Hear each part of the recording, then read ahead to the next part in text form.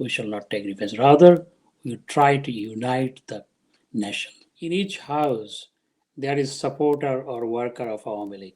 Good afternoon, ladies and gentlemen. We are today holding a very important conversation with the former Foreign Minister of Bangladesh, Dr. Hasan Mahmud, sir. We are very grateful that he has joined us today. He has got a multitude of different portfolios under him, and he has served under various capacities in previous times during the Awami League government in Bangladesh. He is also an elected representative from Chittagong, which is very close to my heart because I have written on that subject. My name is Priyojit Debsarkar. I am an author based in London, and I work on the geopolitical scenario of South Asia with special interest to India, Pakistan, and Bangladesh. A very warm welcome to you, sir. The format of today's conversations is I've got a list of questions. I will quickly run it past you. I would like to hear your deliberations, and then if there is any follow-up questions, I will do that. So I would like to start with the first question, if you may, please. So as you are aware that the interim government has declared that in the first half of February, there will be national parliament elections. Do you think the elections will actually materialize and take place in February, sir? To be honest, I'm really skeptical about the holding of election in the first half of February next year, because though from the government, different officials of the government, advisor, and chief advisor himself also said in the past that there will be election. Whatever comes before, there will be election in the first half of February. But very recently, a few days back, he said that there is big threat in holding the election. There is big threat to hold the election in the first half of February. And you know that NCP is the party that had been nurtured by the government like a child in the lap. So NCP President Nahid Islam has said there is no way to hold the election in the first half of February. So people are reading this word of Nahid Islam is the word of the government. And also, Jamaat Islami, you know that Jamaat Islami is very close to the government, and Jamaat Islami has a lot of influence on the government. Jamaat Islami has said, the Jamaat Islami General Secretary has said, and some other leaders of the Jamaat Islami has said within the last few days, that if election is deferred from the February, but there must be, referendum on July Charter.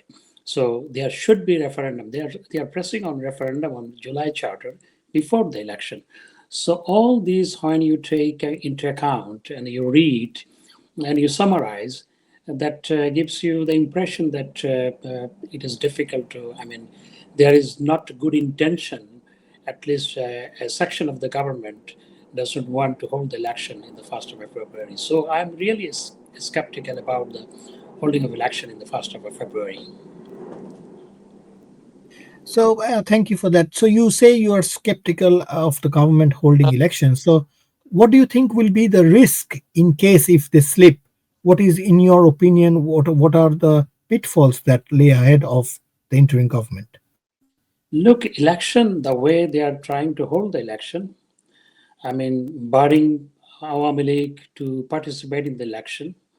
So it will be an arranged election anyway. If they hold the election, that will be an arranged election. And in fact, before the election, there will be a selection of the MPs, and this is all arranged. It would be a drama of election. So this will not bring any benefit to the country. This will not bring back the democracy in the country. And even though if the election is held within first half of February, the government out of the election would be formed, that will not be a stable government, and the stability in the country will not come. So we have no interest in this kind of election, and this will not bring any benefit to the country, will not bring democracy to the country. This will be a drama of election. That's it. So and when you say it is going to be a drama of an election, so do you think that what are the implications for the Awami League, which is not being, at this point they're saying it is a suspended political organization, they're not willing to let the Awami League contest the post. So what is your opinion on that, please? Look, Awami League has become, over the last 14 months' time, the Awami League has become popular among the people of Bangladesh. 90% people are saying Sheikh Hasina was better. You see, I mean, when in July and August, yes, we could not handle the issue properly. So, but afterward, because of the, failure of the government to run the country, rule the country, and because of the failure of the economy, because of the price hike, because of the law and order situation, collapse of the law and order situation, collapse of police and everything, now people are saying that Awami League was much better. Sheikh Hasina was much better than this regime. So the approval rate of Sheikh Hasina has gone up to 90%, and people are saying Awami League was better. So they are all the parties now which are is playing in Bangladesh, which are keen to participate in the election. They are very fearful about Awami League, because if Awami League is allowed to participate in the election, they have the fear that there would be landslide victory for Awami League. So that's why they are, keeping Awami League out of the election. But uh, this kind of election will never bring any benefit to the country, you see.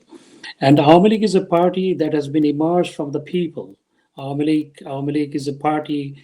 Awami League is the party that has led all the, movement, self-rule movement of Bengalis in Bangladesh, and also Awami League is the party that led our independence movement. Awami League is the party that led our independence war. And after our independence, Awami League was in power for 6 times under Bangabandhu Sheikh Mujibur Rahman, 3.5 years time, and 5 times under daughter of the father of the nation, Bangabandhu Sheikh Mujibur Rahman, under Sheikh Hasina. We served the country for 5 times. And under Awami League, Bangladesh has become from a least developed country to a middle income country.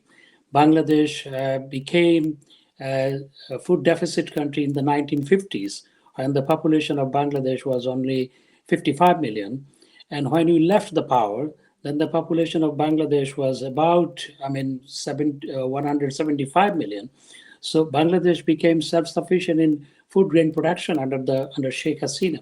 And our, per capita income when we formed the government back in 2009 was 600 US dollar. We brought it to close to 3,000 US dollar, much higher than Pakistan and many other countries.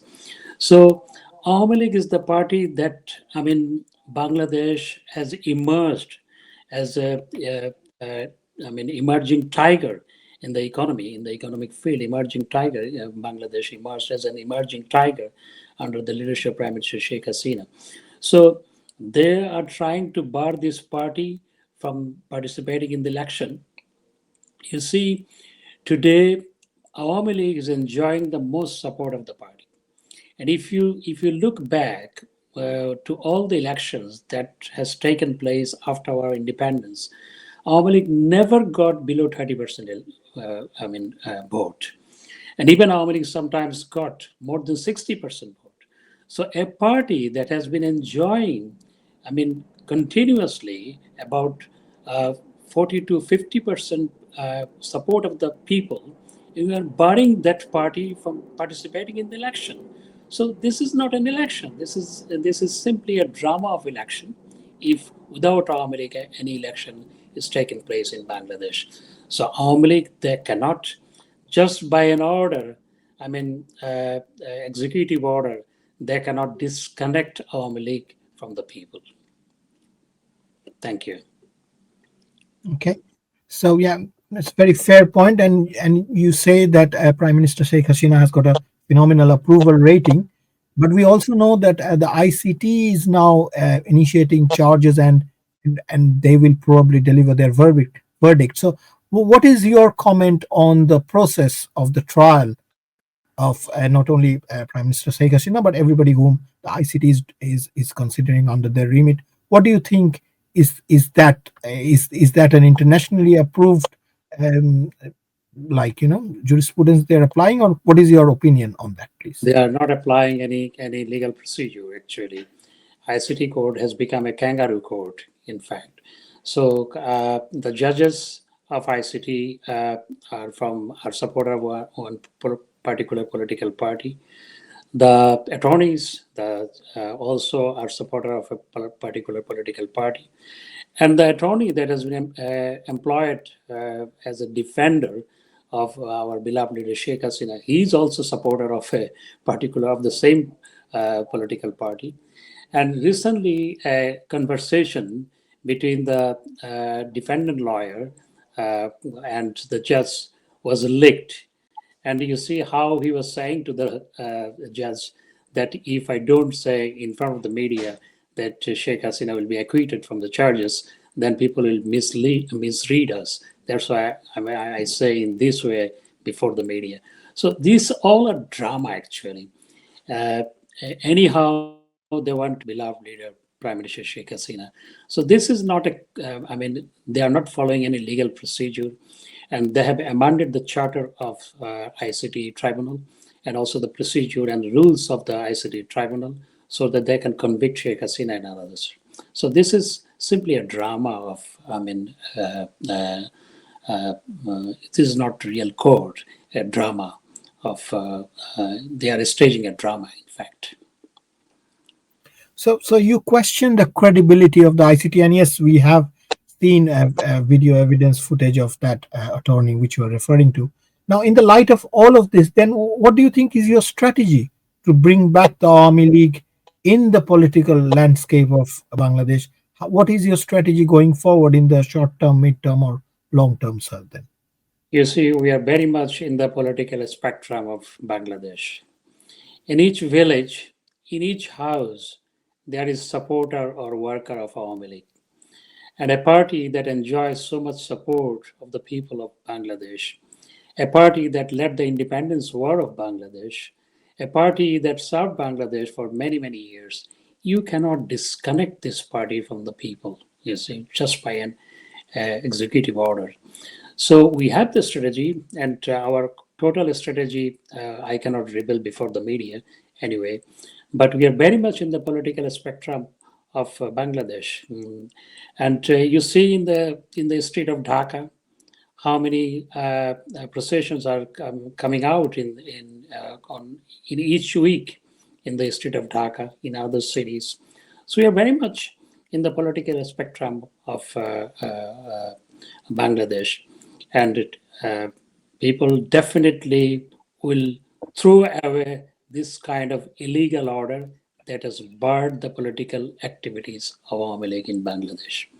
So Awami League is very much with the people of Bangladesh. Awami League is very much connected with the people of Bangladesh and with each house in Bangladesh actually, because we have supporter in each village, in each house, in fact. so yes, you are right that Awami League enjoys a lion's share of the public support, but I would also like to say that the Awami League supporters are also in jail, in prison, and we have seen a lot of credible reports of Awami League activists are detained. There is no due course of law. Now, my question is that in the long term, if Awami League were to come back, would you then apply any revenge tactics? Would you try to do the same? How would you address this phase in the future when you come back to power? How would you look at this, please? Look how much repression is going on in Bangladesh. I just want to give you some idea on that. For the last 14 months' time, more than 100,000 Awami League workers and supporters have been arrested. And majority of them are still in the jail. Some has got bail, but most of them are still in the jail. And over the last 14 months' time, more than 3,000 Awami League workers and supporters have been killed. And over the last 14 months' time, more than 128 Awami League MPs are detained. And over the last 14 months' time, thousands of fake cases have been filed against Awami League workers and supporters, and accused are millions, 5 to 6 million accused. And there are many villages in Bangladesh where the man cannot stay at home because of the repression from the part of the government by the police. So this kind of repression is going on in Bangladesh. But your question is, if you get the chance to serve the country again, whether you take the revenge. No, I would say no, because I believe my I personally believe that the politics of denial, politics of confrontation must be abandoned. Politics of uh, Instead of politics of denial, there should be politics of consultation. Instead of politics of confrontation, there should be politics of engagement. And we should abandon the politics of hatred, you see. And there must be a national reconciliation to unite the nation. Awami League will not take revenge.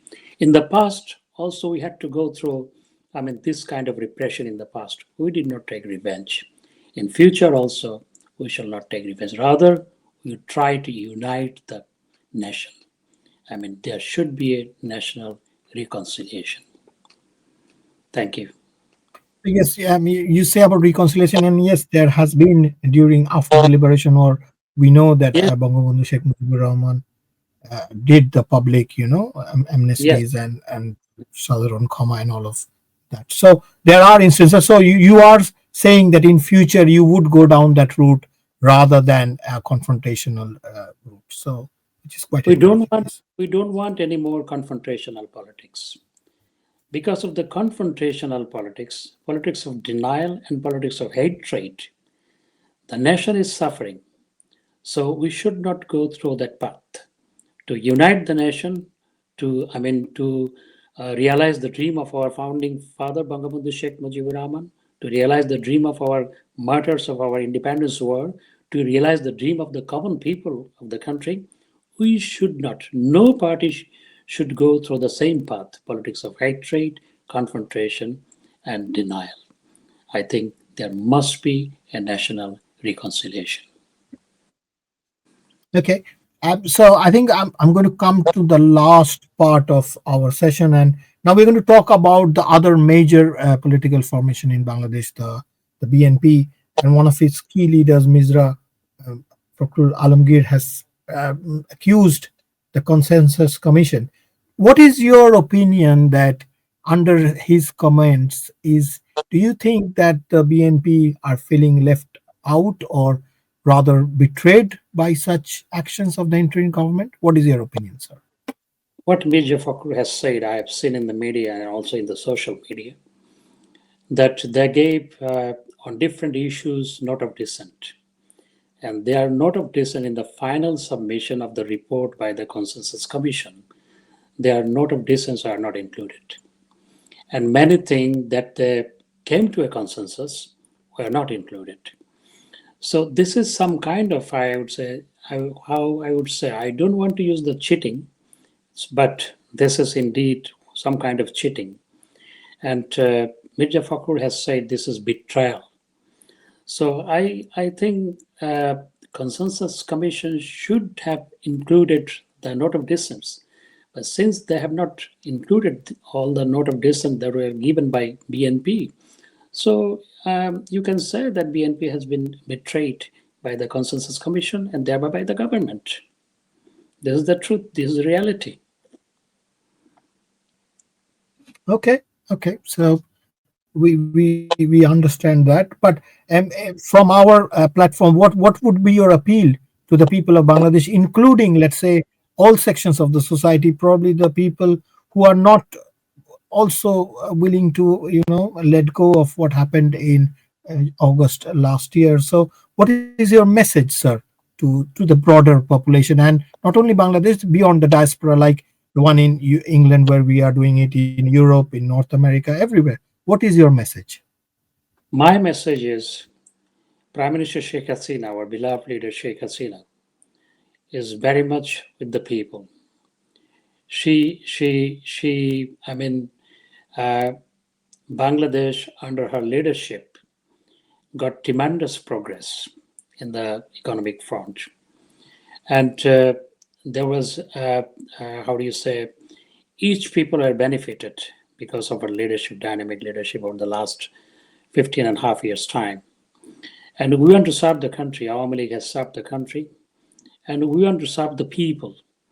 And in future, if we get the chance that we would unite the people of Bangladesh, I mean, we would not separate the people. Rather, we shall unite the people. And the repression going on in Bangladesh, it must be stopped. And there must be, I would say, there must be a level playing field for all the political parties.